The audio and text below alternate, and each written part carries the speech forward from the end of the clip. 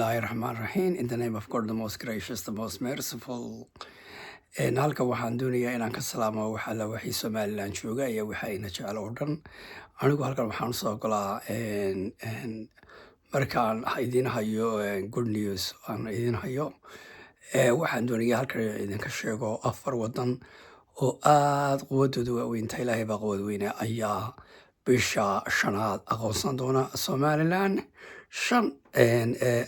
afar sannadood afar wadan oo aad u daneynaya aqoonsiga Somaliland ayaa sheegi doona. Marka ciidan waxaanu ku ciidaynaa ma aha Israa'iil oo kaliya oo aqoonsatay wadankeena iyo afar kale oo ku jira iyo kuwa kale oo ka badan oo ku soo socda jidka ku soo jira.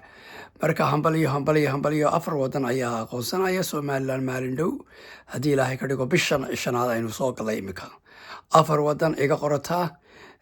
alxamdulilah waa ciid wanaagsan weeyaan. dee waka hambaliyaan leeyahay Somaliland 4 wadan oo cusub ayaa aqoonsanaya haddii Ilaahay ka dhigo. Wassalaamu calaykum.